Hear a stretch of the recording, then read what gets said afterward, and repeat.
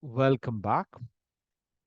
In this lecture, we will look at an important approach to corrosion protection. This is referred to as cathodic protection.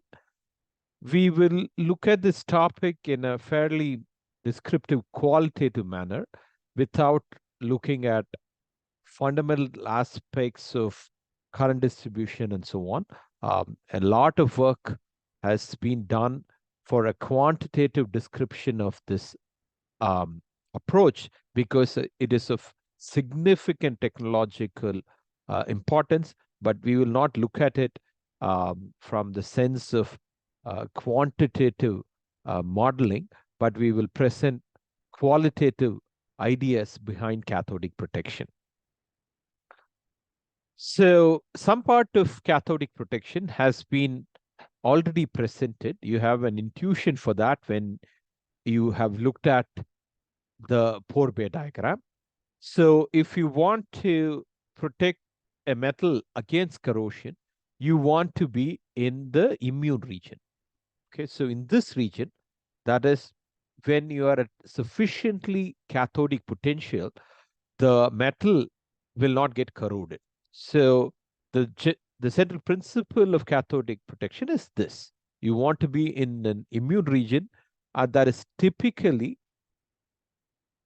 the metal is at cathodic potentials, fairly significant cathodic potential at all pH. So that is the central principle. There are three different or three broad approaches to cathodic protection. One is via a sacrificial anode. This was already presented via two lectures, mixed potential and galvanic corrosion and sacrificial anode, and current distribution and galvanic corrosion and corrosion protection via sacrificial anode. Especially this lecture gave you some quantitative approaches to thinking through this approach to sacrificial anode, cathode corrosion protection via sacrificial anode. This is one approach. It has its own pros and cons. The main disadvantage is that you are losing a material while protecting another material. Okay, so we consider zinc iron galvanic couple. So all the time you're losing zinc to protect iron. But that's an effective strategy. The second approach is you are going to use an external power supply to apply a cathodic current. We will look at this. And there is this third approach, impressed current cathodic protection. We'll also look at this briefly.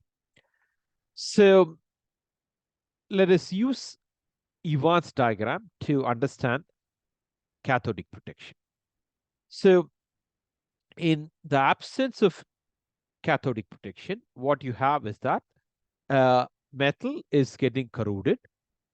To establish the corrosion potential, you need to match the cathodic current against the anodic dissolution corrosion current.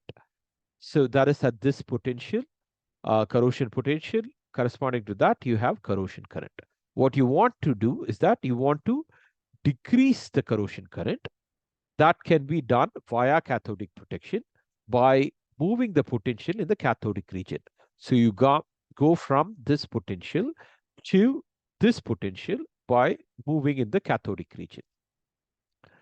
So when you do that, the corrosion current decreases from this value to this value. This is the ICP, I current under cathodic protection.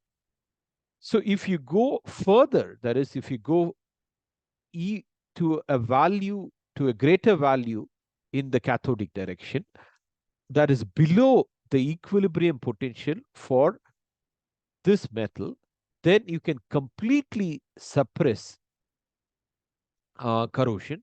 So when V2 is below you can completely suppress corrosion, but there is a penalty, right? So you have to apply greater cathodic potential.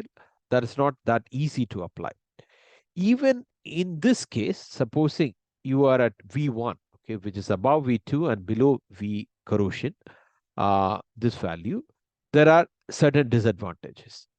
So, when you increase the cathodic potential, what you observe is that the cathodic current increases significantly. So you move from this value of cathodic current to this value. Okay, so you have increased the cathodic current. So this may give rise to other problems. That is, you may activate other side reaction. For example, it might be hydrogen evolution reaction. There can be significant hydrogen evolution reaction, which may also cause other form of corrosion like hydrogen embrittlement and so on. So um, the practical implementation of cathodic protection has to be thought through via different angles, and an optimal potential has to be chosen.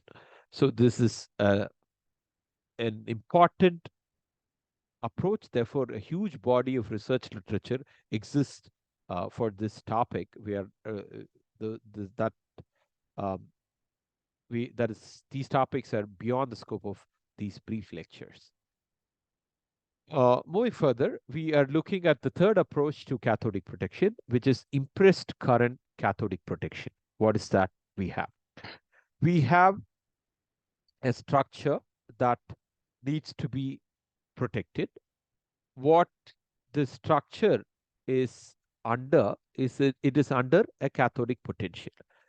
So we impress a cathodic current onto this structure, thereby suppressing an anodic corrosion current. To enable that, this anode has to supply sufficient cathodic current. For example, if it's in a marine environment, there can be two possibilities for what can be the anodic reaction that might occur in this structure. It can be oxygen evolution reaction or chlorine evolution reaction. So these have its own challenges. First, the potential that needs to be employed, the potential bias can be significant, as well as the material constraints on the electrocatalyst in this structure can be significant. The electrocatalyst for the anode can be fairly expensive because this anode should not get dissolved. Therefore, these materials that go into this anode can itself be fairly expensive. But if the structure has to be protected at any cost, this cost penalty is worth it. Moving further, in some cases, while applying cathodic protection, you may end up corroding some other structure. For example, when you are using cathodic protection to protect a hull of a ship, you have an anode, and which is separated from the body of the ship. Okay, and the current from the anode goes to the ship which is under cathodic condition.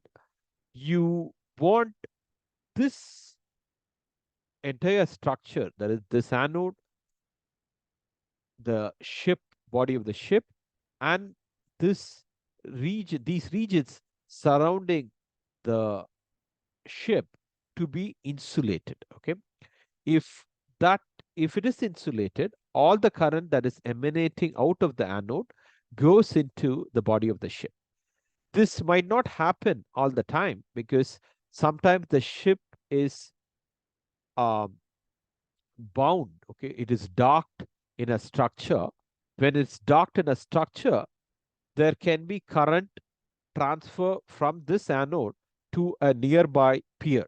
Okay, there can be some steel structures which can take up this anodic current, and the current can get into these structures, and there can be when that happens, this is the cathodic region of that structure. But it might also initiate anodic dissolution. Okay, this anodic dissolution uh, suggests corrosion of this structure.